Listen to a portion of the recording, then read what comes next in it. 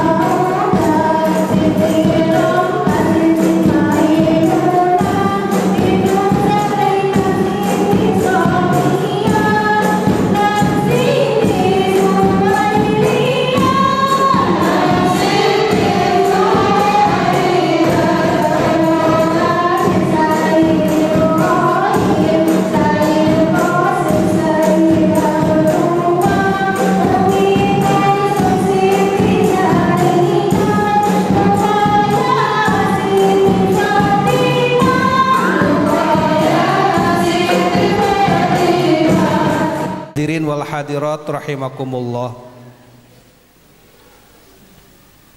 Kita bersyukur kepada Allah Subhanahu wa taala. Alhamdulillah pada kesempatan pagi menjelang siang ini kita bisa bersilaturahmi, bisa berkumpul dalam rangka ta'ziman wa takriman, mengagungkan dan memuliakan Rasulullah sallallahu alaihi wasallam melalui peringatan maulidnya. Mudah-mudahan silaturahmi yang kita lakukan pada kesempatan pagi yang berbahagia ini dijadikan Allah Subhanahu wa taala silaturahmi yang mengundang keberkahan buat kita bersama, keberkahan dunia dan keberkahan akhirat. Salawat dan salam mudah-mudahan Allah senantiasa limpahkan kepada Nabi kita, Nabi besar Muhammad sallallahu alaihi wasallam, keluarganya, para sahabatnya, mukminin mukminat termasuk kita yang hadir saat ini. Pada kesempatan pagi menjelang siang ini saya ingin menyampaikan hadis singkat saja. Hadis yang disampaikan Rasulullah di depan para sahabatnya. Satu saat Rasulullah pernah bersabda di depan para sahabatnya, al-mu'minul qawiyyu khairu wa ahabbu ilallah minal mu'minid dha'if, bahwa mukmin yang kuat itu lebih baik dan lebih dicintai oleh Allah Subhanahu wa taala daripada mukmin yang lemah.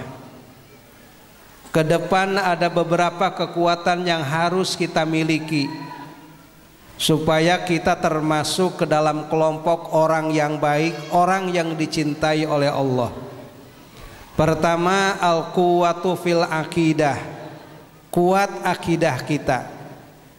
Karena ibu bapak, kalau kita secara jujur mempelajari, ternyata tidak ada satu rasul pun yang diutus oleh Allah ke dunia ini kecuali dalam kerangka memperkuat akidah, kecuali dalam kerangka mengajarkan kalimah la ilaha illallah. Sama semua rasul mengajarkan kalimah la ilaha illallah, tidak ada perbedaan, mengajak umatnya beribadah kepada Allah Subhanahu wa taala semata-mata. Kecuali syariatnya itu berbeda-beda ibu ya. Kalau Nabi Muhammad ya puasa 1 tahun itu kan 1 bulan, bulan Ramadan. Tapi kalau nabi-nabi yang lain seperti Nabi Musa alaihi salam, puasa itu 1 tahun bukan 1 bulan, 3 bulan. Lama enggak bu 3 bulan? Puasa 3 bulan, coba bayangin ya. Yang 1 bulan saja anak-anak muda bocornya 27 hari. Apalagi yang 3 bulan. Jadi relatif syariat umat-umat selain umat Nabi Muhammad itu lebih berat. Kalau umat Nabi Muhammad ibu bajunya terkena najis, pengen dipakai sholat lagi, cukup dicuci yang bersih, bisa dipakai sholat lagi.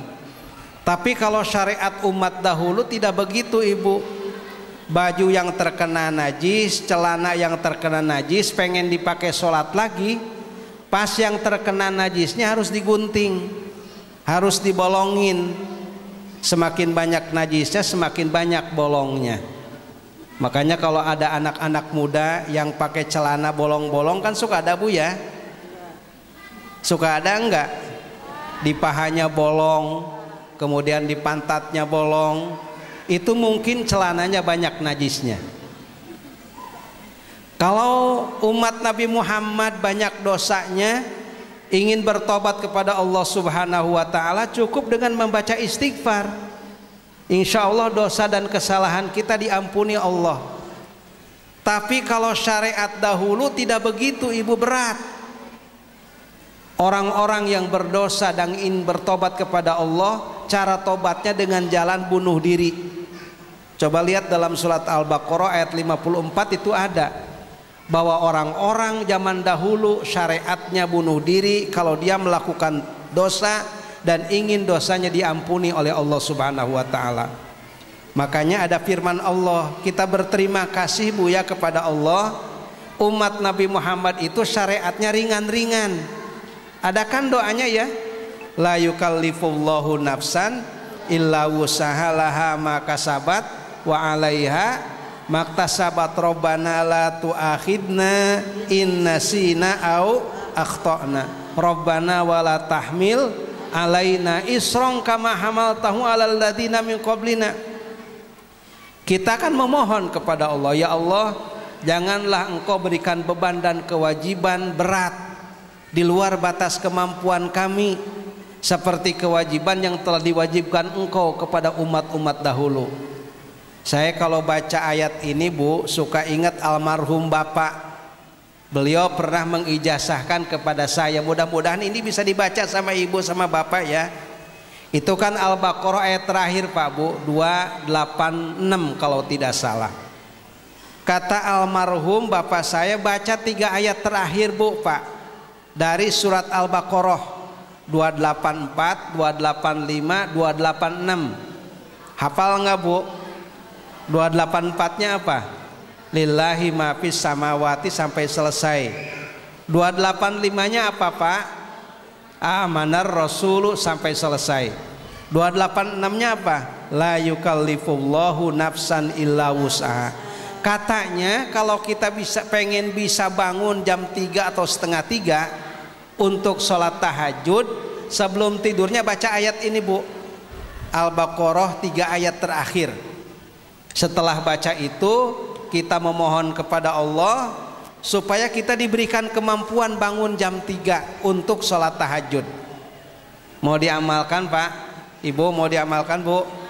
Insya Allah kalau baca ayat ini nanti jam 3 Ibu bangun semua ke air, ya buang air, setelah buang air tidur lagi.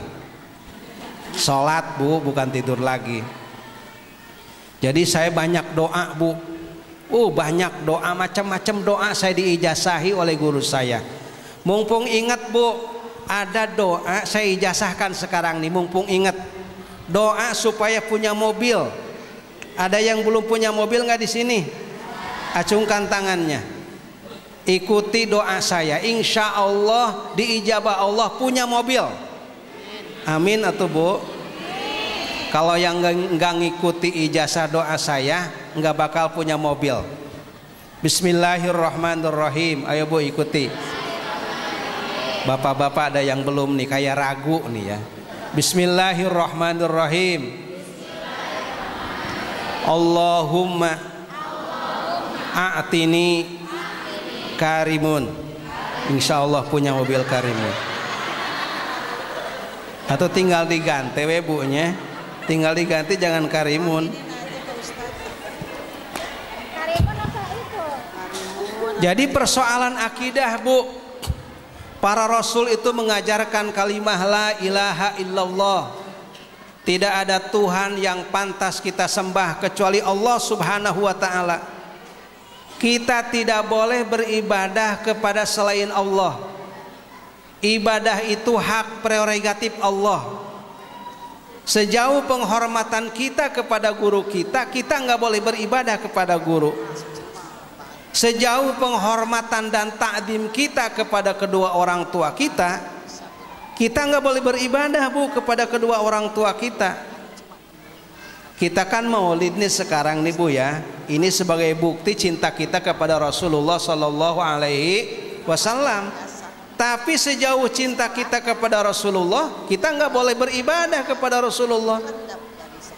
Dalam sejarah Bu dikisahkan begini, ketika dikabarkan Rasulullah itu wafat, ya, banyak para sahabat yang ketika itu tidak punya kemampuan menerima berita wafatnya Rasulullah, sehingga sahabat Umar bin Khattab itu mengacung-acungkan pedang. Dia ngomong begini Bu, Pak, barang siapa orang yang ngomong Muhammad wafat, maka aku akan penggal lehernya. Saking Umar bin Khattab itu tidak punya kemampuan untuk berpisah dengan orang yang dia cintai. berpisah dengan Rasulullah. Itu kan wajar dan manusiawi Bu ya. Kita pun kayaknya sama. Kalau ditinggalkan mati oleh orang yang kita cintai, pasti kita sedih. Tolong jawab Bu, kalau ibu punya anak soleh solehah, nurut sama ibu, meninggal anak ibu kayak begitu, sedih nggak Bu? Sedih nggak Bu?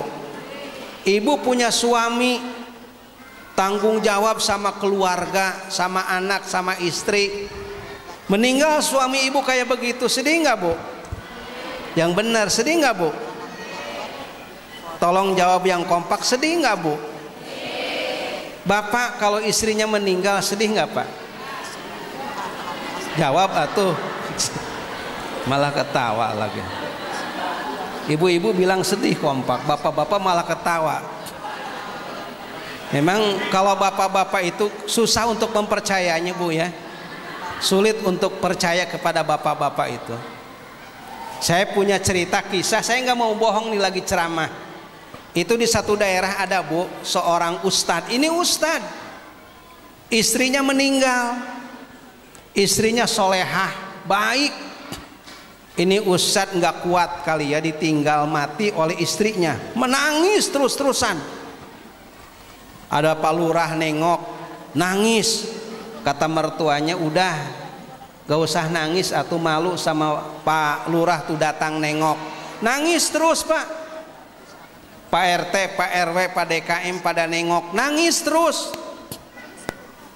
Majlis taklim ibu-ibu pada nengok, nangis terus. Akhirnya mertuanya kesel. Udah jangan nangis kan masih ada adiknya. Langsung berhenti nangisnya. Itu bapak-bapak begitu Bu. Itu bapak-bapak tuh. Bahkan di Sukabumi saya cerita bener ya. Di Sukabumi itu ada kakek-kakek ditinggal wafat oleh istrinya. Kebetulan istrinya nenek-nenek. Percaya nggak Bu? Percaya welahnya daripada dorakanya. Ini meninggalnya jam 5 sore Pak, ini kisah nyata. Meninggalnya jam 5 sore, rencana dikuburkannya jam 8 pagi karena nunggu anak-anak dan cucu-cucunya yang jauh-jauh. Dipandikan, dikapani ya, kemudian ditaruh almarhumah si nenek itu di tengah rumah. Jam 10 malam itu almarhumah mayat si nenek dilangkahi oleh suaminya si kakek. Dilangkahi Pak, ketahuan sama cucunya yang sudah datang. Kakek itu dosa ngelangkahin almarhumah si nenek. Kata si kakek, diam kamu cucu, jangan banyak ngomong. Dulu kakek mau kawin lagi, nenek kamu ngomong begini, langkahi dulu mayatku. Ini kisah nyata Pak Bu ya. Jadi Umar bin Khattab pun begitu, mengacung-acungkan pedang saking dia tidak punya kemampuan berpisah dengan orang yang dia cintai, Nabi besar Muhammad sallallahu alaihi wasallam.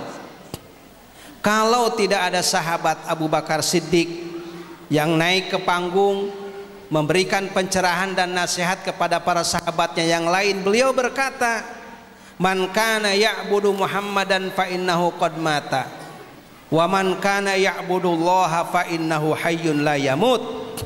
Barang siapa yang beribadah kepada Muhammad, Muhammad telah wafat. Tetapi barang siapa yang beribadah kepada Allah, dialah zat yang maha hidup, tidak akan pernah wafat. Tadi Qori kan baca Quran ya, wa ma Muhammadun illa rasulun qad khalat min qablihir rusul afa immata au qutilan qalabtum ala aqabikum al ayah. Makanya ibu bapak membaca kalimah la ilaha illallah sesuai yang diajarkan oleh para rasul, itu sunnah kita baca, disuarakan. Saya yakin kalau di sini masih wiridan Pak ya, baca kalimah la ilaha illallah walaupun jangan terlalu keras. La ilaha illallah, la ilaha illallah dibaca Bu Pak, supaya terbiasa, supaya ketika kita meninggal membaca kalimah la ilaha illallah. Karena Rasul mengatakan man kana akhiru kalamihi la ilaha illallah dakhalal jannah. Barang siapa yang akhir ucapannya sebelum dia meninggal membaca kalimah la ilaha illallah, itu akan masuk ke dalam surga. Biasakan Pak Bu membaca kalimat la ilaha illallah. Daripada ngomong yang macam-macam, mendingan la ilaha illallah. Di Bogor itu ada artis Bu, ini kisah nyata juga, saya nggak mau bohong Pak Bu. Ibu kenal nggak artis Alda Risma itu? Kenal nggak? Yang cantik itu. Kalau Kang Farid pasti kenal, ya. Itu beliau Alda Risma itu meninggalnya karena tabrakan Bu. Tabrakan dalam kondisi kritis, dibawa ke rumah sakit PMI. Di sana kan ada petugas, bagi siapapun yang dalam kondisi sakaratul maut suka ditalkinin ke telinganya membaca kalimah la ilaha illallah. Si Alda pun sama begitu, la ilaha illallah kata petugasnya. Tapi Aldanya diam aja, la ilaha illallah, diam aja. Sampai 7 kali la ilaha illallah. Ayo Alda baca sebelum kamu meninggal. Ke-8 kalinya diem aja. Ngejawab si Alda, aku tak biasa. Nah gitu. Tahu dong ibu-ibu lagunya ya. Jadi harus dibiasakan supaya kita punya kemampuan membaca kalimah la ilaha illallah. Jadi tanamkan akidah yang benar. Kita yakin kepada Allah, hanya Allah zat yang pantas kita sembah. Kita yakin kepada Allah, hanya Allah zat yang pantas kita pinta. Kita yakin kepada Allah, hanya Allah zat yang pantas kita curhati sebelum kita curhat kepada yang lain. Kepada Allah dulu. Kenapa demikian? Karena begini Bapak Ibu, zaman itu tidak semakin baik Bu. Zaman itu tidak baik-baik saja. La ya'ti zamanun illa wa ba'dahu syarrun, kata Rasulullah. Tidak datang zaman itu kecuali semakin buruk dan semakin buruk. Minggu ini lebih jelek daripada minggu kemarin. Itu sunnatullah. Bulan ini akan lebih buruk daripada bulan kemarin. Walaupun di sana sini banyak kemajuan zaman, tapi keburukan zaman itu mahal luar biasa Pak. Karena kemajuan zaman saya ngomong agak keras. Saya nggak bisa membayangkan kalau aku ngomong ya nggak pakai pengeras suara kayak apa ini. Ini kemajuan zaman. Dulu kakek saya Pak Bu berangkat ke haji tahun 28, kakek saya di Sukabumi. Itu 1 tahun berangkat ke haji Pak, karena masih pakai kapal layar. Pulang pergi 1 tahun. Tapi tahun 60 saudara saya yang dari Sukabumi juga berangkat haji itu 1/2 tahun. Sekarang udah modern Pak Bu. Ke haji itu paling lama 40 hari, bahkan ada program ONH Plus. Ke haji itu cuma 15 hari. Kalau kita punya duit Bu, haji apapun. Haji itu kan macam-macam, ada haji bidadari, biaya dari diri sendiri ya. Kalau di Jakarta itu banyak haji mansur, halaman rumahnya kegusur. Kalau di Jasinga saya kenal ada haji Fatimah, menjual tempat dan rumah. Di Kampung Setu, kampungnya Kang Farid, ada haji Wahyu, sawahna payu. Payu itu laku, dia jual sawah berangkat ibadah haji ya. Ada haji Abu Bakar atas budi baik Golkar. Dulu zaman Soeharto ada kiai kompanya Golkar di kampungnya menang Pak, dikehajikan sama bupatinya, namanya Haji Abu Bakar atas budi baik Golkar. Bagus semua. Yang jelek itu Haji Dul Majid, kedul ke masjid. Ada di sini Haji Dul Majid, males ke masjid. Tadi kata Pak Kiai, ramaikan masjid Bu ya. Ini sayang masih gede banget ini. Kalau menurut saya ini kebagusan ini masjid. Kalau sampai kosong sayang ya. Ramaikan masjid. Itu perkembangan zaman Bu, kemajuan zaman yang tidak bisa kita tolak. Memang sunatullah begitu. Dulu di kampung saya Bu, Pak, orang tua itu kalau melihara ayam 1 tahun bertelurnya 20 Pak. Tapi seiring sekarang perkembangan zaman, sudah ditemukan teknologi oleh anak-anak peternakan di IPB. Ini teknologi Pak, ayam itu sekarang bertelur 1 harinya 2 Pak. Jadi 1 tahun 700 bertelurnya Pak. Luar biasa nggak Pak? Dulu ya anak-anak perawan kalau nikah 9 bulan hamil baru melahirkan. Sekarang teknologi berkembang pesat, baru nikah langsung 1 minggu bisa melahirkan. Ini teknologi Pak ya. perkembangan teknologi yang maha luar biasa. Jadi tanamkan kalimah la ilaha illallah supaya mati membawa kalimah la ilaha illallah. Ada beberapa perbuatan ke depan ibu bapak yang harus kita lakukan, yang harus kita biasakan supaya kita ditolong oleh Allah dalam kehidupan ini. Kehidupan ini tidak bisa mengandalkan logika semata-mata tanpa pertolongan Allah. Apa yang harus kita lakukan ke depan? Pertama, jadilah orang-orang yang gemar bersedekah, yang gemar memberikan sesuatu kepada orang lain. Yakini ibu bapak, pemberian kita kepada orang lain itu bukan untuk orang lain semata-mata yang kita beri, tapi pemberian itu akan kembali manfaatnya buat kita. Kalau Pak Kiai tadi memberikan ilmu, manfaatnya buat Pak Kiai juga, bukan semata-mata untuk orang yang diberikan pelajaran ilmu. Kalau kita punya tenaga, ada orang lain yang membutuhkan bantuan tenaga kita, kenapa tidak kita berikan tenaga kalau memang itu dibutuhkan? Kalau kita punya harta, ada orang lain yang membutuhkan bantuan harta kita, kenapa tidak kita berikan bantuan harta itu untuk orang lain kalau memang itu baik untuk orang lain? Sekali lagi ibu, kita harus punya keyakinan apapun yang kita berikan untuk orang lain itu bukan untuk orang lain semata-mata, tapi akan kembali kepada kita. Supaya kita punya semangat berbagi bu, supaya kita punya semangat memberi kepada orang lain. Salah satu contoh begini Pak Bun ya, ini tanda saja bahwa memberi itu untuk kita juga. Rasul bertanya di depan para sahabat, atuhibbu ayyalina qalbuka wa tudrik hajataka. Wahai para sahabatku, apakah engkau ingin punya hati yang damai, punya hati yang tenang, kemudian kebutuhan-kebutuhan kamu dicukupi oleh Allah Subhanahu wa taala? Yang kita carikan di dunia dua bu ya, benar enggak? Pertama, batin kita tenang, tidak galau, damai. Kemudian uang cukup, benar enggak bu? Itu yang kita cari. Hati tenang, kebutuhan kita cukup. Bala ya Rasulullah, tentu wahai Rasul, kami adalah kelompok orang yang ingin punya hati yang damai, kebutuhan-kebutuhan kami dicukupi oleh Allah Subhanahu wa taala. Jawaban Rasulullah, irhamil yatim wamsah ra'sahu wa atimhu min ta'amika. Berikan sesuatu untuk anak-anak yatim.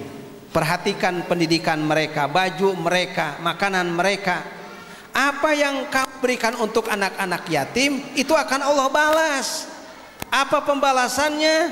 Tenang batin, kepuasan batin, dan segala pengorbanan kamu untuk anak-anak yatim itu akan dibalas oleh Allah Subhanahu wa taala. Ini contoh kecil saja Pak Bu, bahwa pemberian kita untuk anak-anak yatim bukan untuk anak-anak yatim semata-mata, tapi pemberian itu akan kembali kepada kita. Contoh lain misalnya begini, kalau kita berbuat baik sama orang tua, sama umi, sama apa, baik orang tua yang masih ada ataupun orang tua yang sudah tidak ada, kita jangan mengira dan menganggap kalau ngasih sama orang tua itu untuk orang tua. Salah itu bu. Pemberian kita untuk orang tua kita bukan semata-mata untuk orang tua kita, tapi itu keberkahannya akan kembali kepada kita sebagai anaknya yang memberi kepada orang tua. Misalnya gini bu, kalau kita sering mendoakan orang tua, doanya apa bu? Pak, yang familiar saja. Kita membaca Allahumma gfirli wali walidayya warhamhuma kama rabbayani shogiro. Tidak ada hari yang mulut kita tidak berdoa seperti itu. Ingat terus sama orang tua. Itu begini Pak Bu, memang secara logika ini tidak nyambung, tapi inilah yang disampaikan Rasulullah. Kata Rasul, siapapun orang yang suka mendoakan kedua orang tuanya, itu akan dimudahkan urusan rizkinya oleh Allah. Akan dimudahkan urusan rizkinya oleh Allah.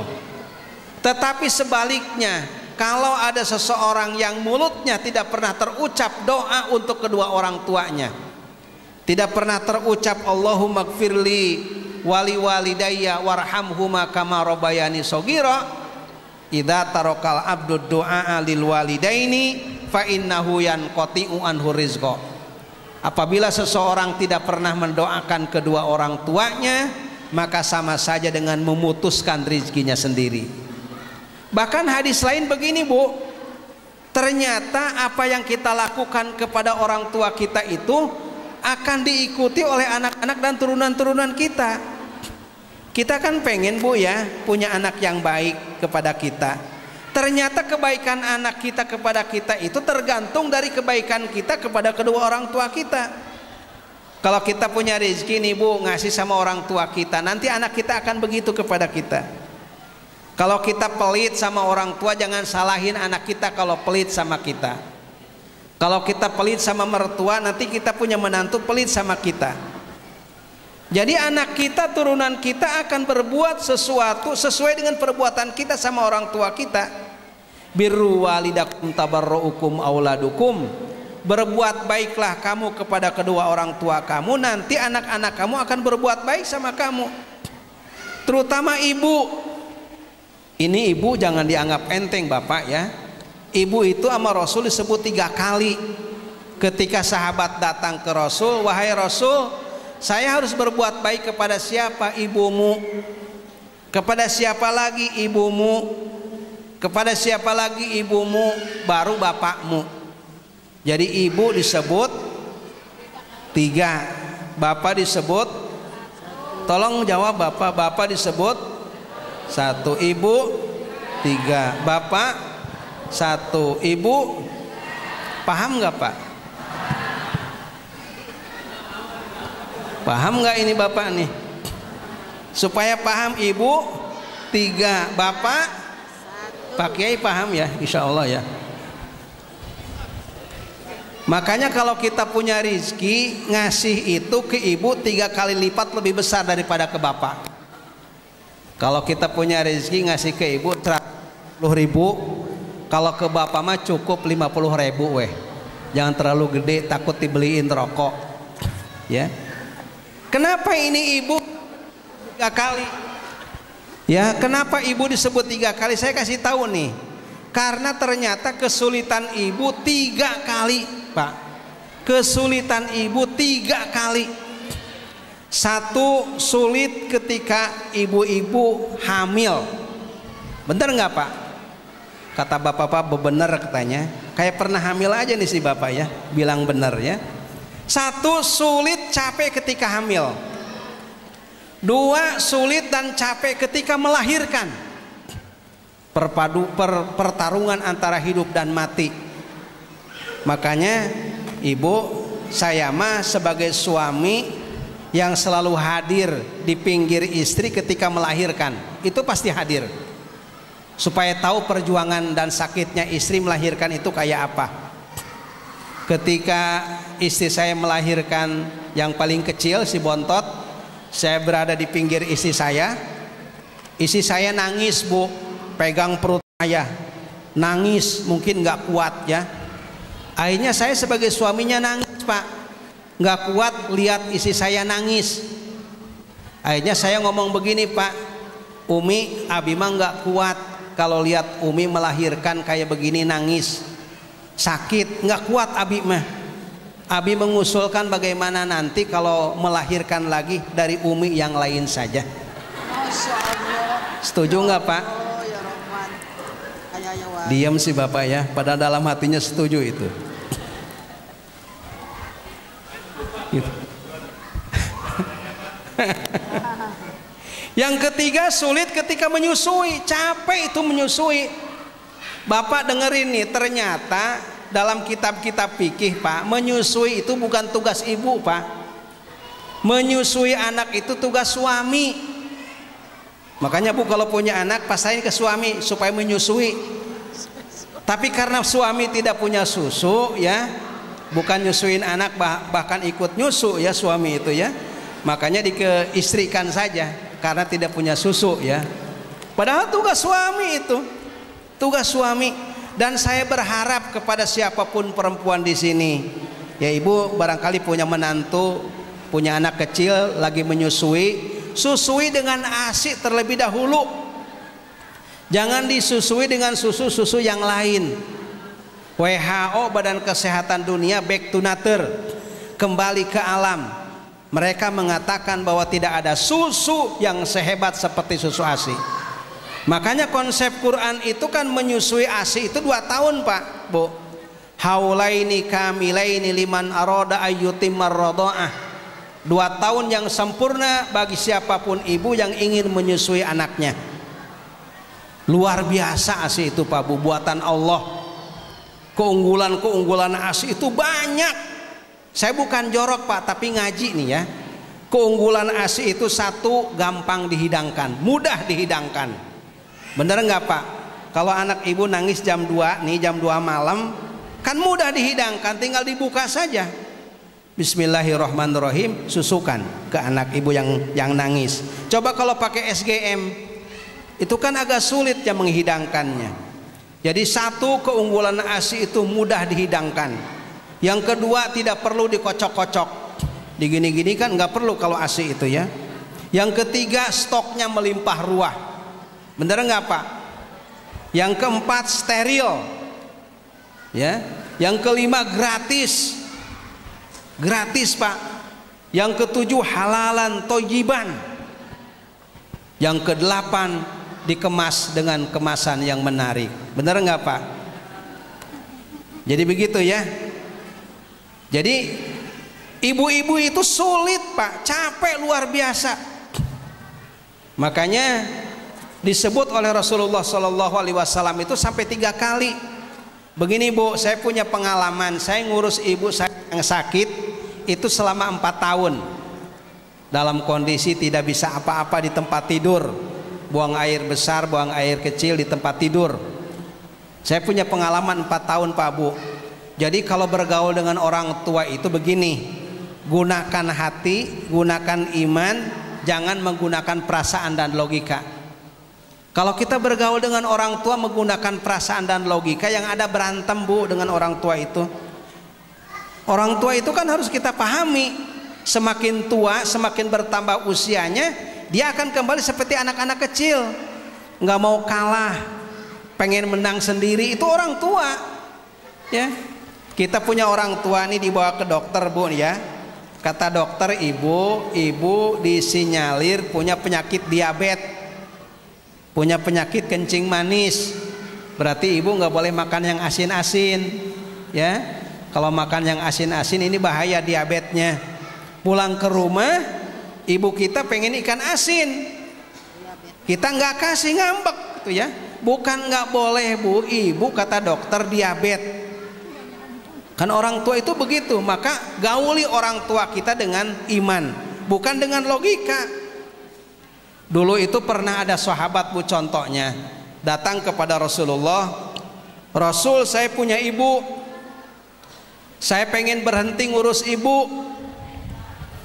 Rasul itu sampai merah mukanya. Kata Rasul, kenapa kamu pengen berhenti ngurus ibu, ngurus Umi? Ibu saya ngeselin, gak bisa diatur.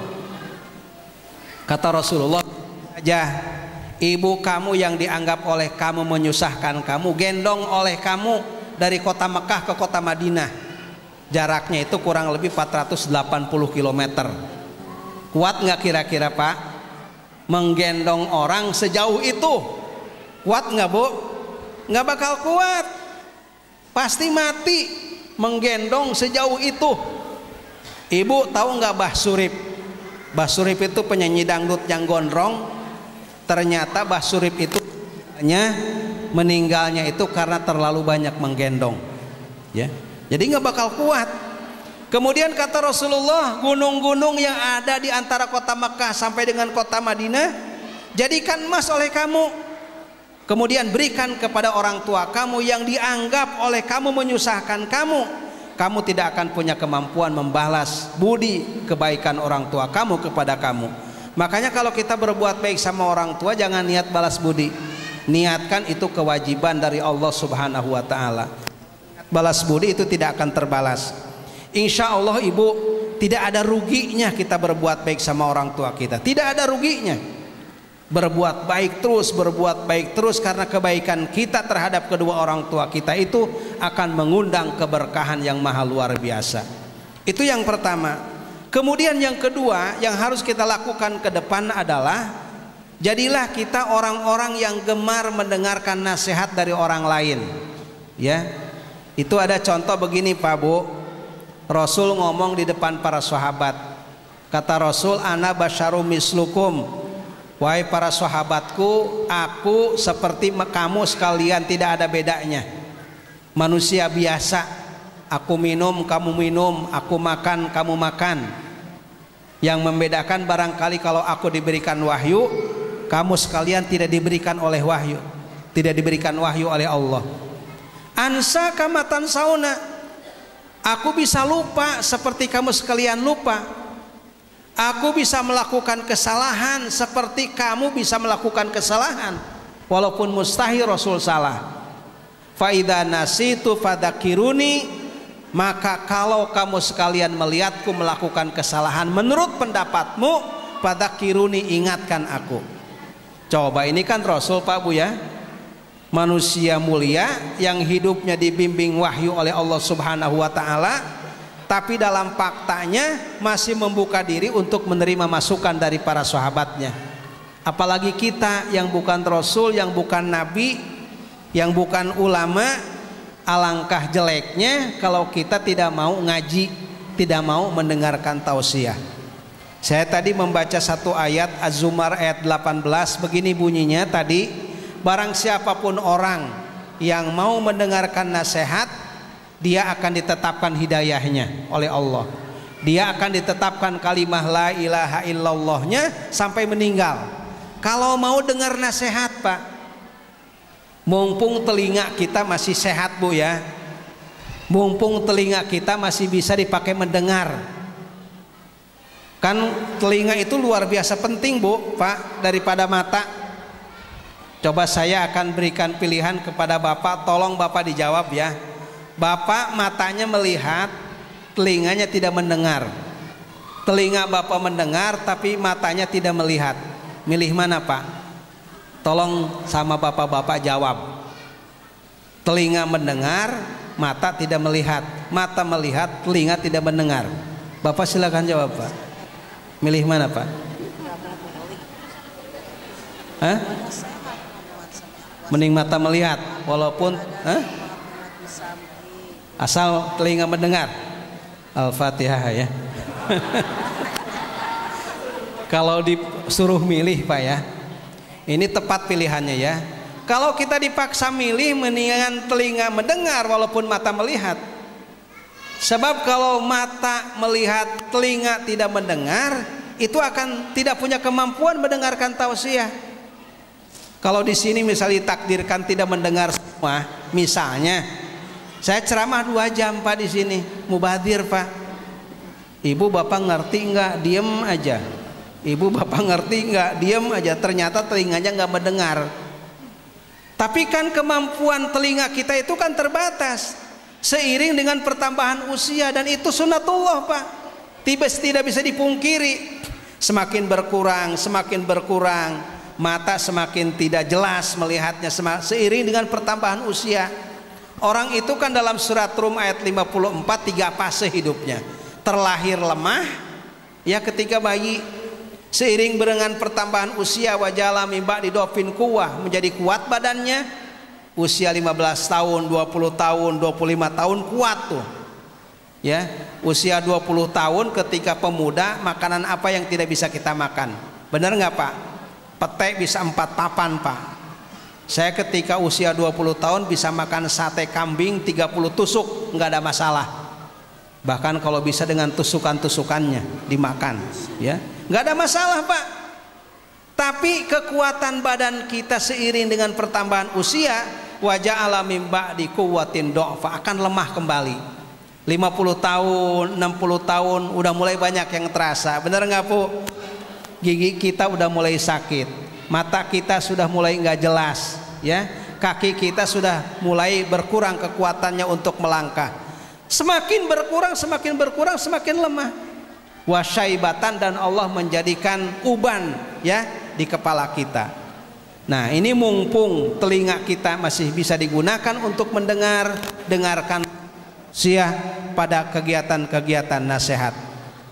Itu di pesantren-pesantren tahfidzul Quran Pak Bu, banyak orang-orang yang buta yang hafid Quran 30 juz padahal buta. Ternyata setelah saya teliti, kenapa orang-orang buta tunanetra di tahfidzul Quran di pesantren hafal Quran 30 juz? Karena walaupun mata mereka buta, telinganya masih bisa mendengarkan bacaan-bacaan Quran yang dibacakan oleh gurunya. Kemudian yang terakhir, yang ketiga, ibu bapak, perbanyaklah doa kepada Allah Subhanahu wa ta'ala di dalam kehidupan ini. Karena Islam itu, Bu, kalau dipikir-pikir doa semua, Bu, Pak. Doa semua. Ya, bangun tidur berdoa, mau tidur berdoa, mau makan berdoa, setelah makan berdoa, masuk kamar mandi berdoa, keluar kamar mandi berdoa. Semua berdoa, Pak. Jadi Islam itu kumpulan doa sesungguhnya. Maka pergunakanlah doa ini sebaik mungkin, berdoa kepada Allah, menitipkan suami, menitipkan istri, menitipkan anak-anak kita. Saya tadi menyampaikan bahwa hidup ini tidak bisa dengan logika semata-mata. Ada kaitan sandaran batin kita kepada Allah melalui doa, ya, menyampaikan, menitipkan diri pribadi kita, anak-anak kita, ya, suami dan istri kita kepada Allah melalui doa, supaya kita dibimbing dalam kehidupan ini dunia dan akhirat. Mudah-mudahan bermanfaat. Hadanallahu wa iyyakum ajmain. Assalamualaikum warahmatullahi wabarakatuh. Assalamualaikum warahmatullahi wabarakatuh. Alhamdulillah, wassalatu wassalamu ala Rasulillah wa ala alihi wa sahbihi wa mawalah, wa la hawla wa la quwata illa billah. Kita doakan para orang tua kita, para sesepuh yang ada di lingkungan ini dan selalu berjamaah di masjid ini. Kita doakan orang-orang tua kita, sesepuh kita selalu diberikan sehat walafiat, panjang umur, berkah keluarganya, dan diselamatkan dunia dan akhiratnya.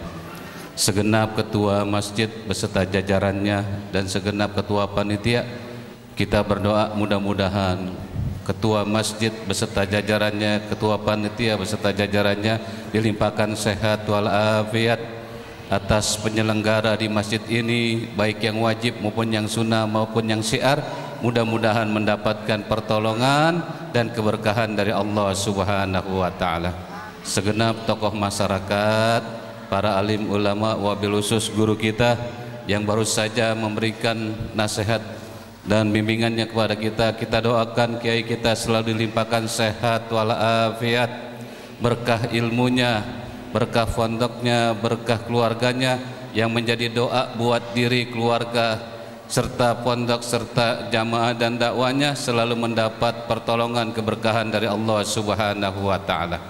Hadirin majlis maulid yang dicintai muliakan Allah Subhanahu wa ta'ala. Bu, datang ke sini karena cinta, Bu? Lemes amat, makan, Bu, nggak apa-apa. Kata kiai kan lebih baik perutnya kenyang dulu baru doa. Cinta, Bu? Cinta sama siapa? Sama Allah. Dilanjutkan dengan perilaku Rasulullah, kita cinta kepada Rasulullah. Kenapa kita punya cinta? Karena cinta itu pasti ada pada makhluk yang bernyawa, takkan hilang selamanya sampai datang akhir masa. Karena ini maulid, sebelum kita baca doa, kita sholawat. Mudah-mudahan dengan sholawat ini kita ikhlas duduk di sini, kita ikhlas mendengarkan tausiah ilmu dan sebagainya. Mudah-mudahan rahmat yang ada di diri Rasulullah sampai ke diri kita, sampai ke keluarga kita, dan pada akhirnya nanti kita bisa berjumpa kepada Allah dan berjumpa kepada baginda Nabi besar kita Muhammad. Keluarin suaranya, Bu, ya, kalau cinta keluarin, Bapak-bapak.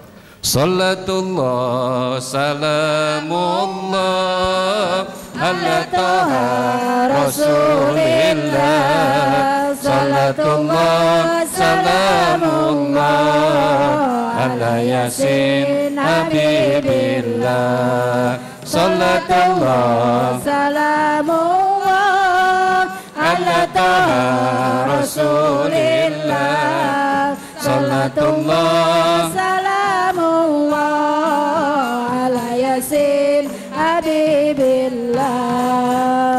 tawassalna bi bismillah wa bil hadi rasulillah tawassalna bi bismillah wa bil hadi rasulillah wa kulli mujahidin lillah bi akhlil badri ya Allah salatullah salamullah ala taha rasulillah salatullah salamullah ala yasin habibillah. Hidup di dunia sementara, ambil dunia secukupnya. Hidup di dunia sementara, ambil dunia secukupnya. Kita hidup harus mulia atau mati syahid padanya. Salatullah salamullah ala taha rasulillah. Salatullah salamullah ala yasin habibillah. Hidup di dunia jangan gelisah, apalagi putus asa. Hidup di dunia jangan gelisah, apalagi putus asa. Marilah kita perbanyak ibadah, Allah itu maha kaya. Marilah kita perbanyak ibadah, Allah pasti menolong kita. Salatullah salamullah ala taha rasulillah. Salatullah salamullah ala yasin habibillah.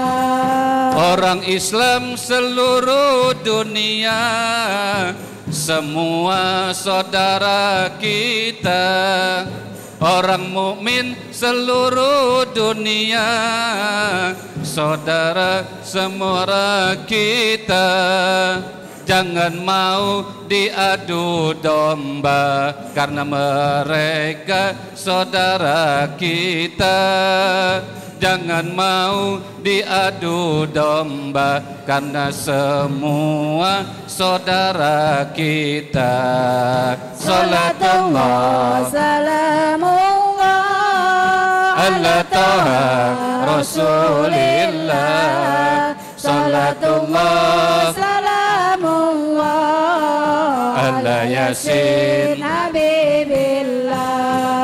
Wali songo panutan kita, para habaib juga sama. Wali songo panutan kita, para habaib juga sama. Jangan mau diadu domba, keduanya akhlakul karimah. Jangan mau diadu domba, kita kembali ukhuwah Islamiyah. Salatullah salamullah ala taha rasulillah. Salatullah salamullah ala yasin habibillah. ala yasin. Habibillah. Bu, enak gak Bu? Nama Nabi Muhammad enak ya. Yuk kita baca Fatihah. Mudah-mudahan dengan Fatihah ini, hadirnya kita di masjid ini dengan peringatan Maulid dan Maulidnya Nabi Muhammad SAW, keluar dari sini seluruh dosa dan kesalahan kita mendapat maghfirah, ampunan dari Allah Subhanahu wa Ta'ala. Kita kembali ke rumah, kita bangkitkan, kita cintai keluarga kita menjadi ahli Quran ya, ahli Quran sebagai mujizat baginda Nabi besar kita Muhammad SAW, menjadikan tuntunan dalam kehidupan kita. ala hadiniyah wa kulliyatin salihah wa ila hadatin Nabi Mustafa Rasulillahi sallallahu alaihi wasallam. Al-Fatihah. A'udzu billahi minasyaitonir rajim. Bismillahirrahmanirrahim. Alhamdulillahi rabbil alamin arrahmanir rahim maliki yaumiddin iyyaka na'budu wa iyyaka nasta'in ihdinas siratal mustaqim siratal ladzina an'amta 'alaihim ghairil maghdubi 'alaihim waladdallin amin. Miftahul jannah qalu Rasulullah sallallahu alaihi wasallam Abdullah Zikri fa'lam annahu la ilaha illallah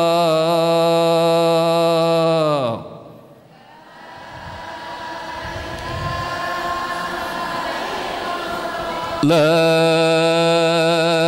ilaha illallah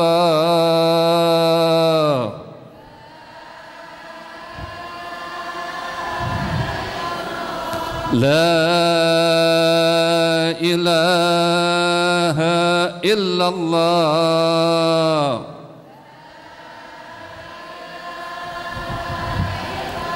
Muhammadur Rasulullah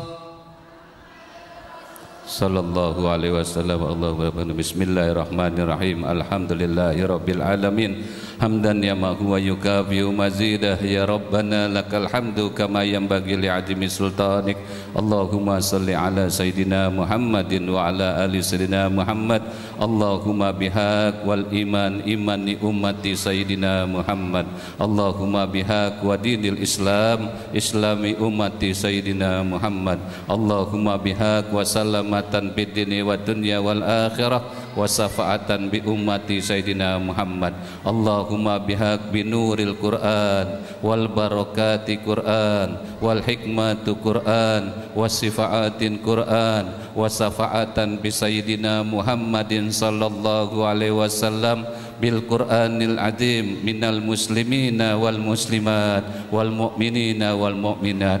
Allahumma ya akhir doa wastajibu doa wa qabuli doa wa takhiru doa wa ijabah doa wal jamaah ya arhamar rahimin. Rabbana atina fid dunya hasanah wa fil akhirati hasanah wa qina azabannar wa qina azabannar wa qina azabannar. Wa sallallahu ala sayidina Muhammadin wa ala alihi wa sahbihi wa sallam bi fadli subhana rabbika rabbil izzati amma yasifun wassalamun ala mursalina walhamdulillahi rabbil alamin. Lebih kurangnya mohon maaf. Wassalamualaikum warahmatullahi wabarakatuh.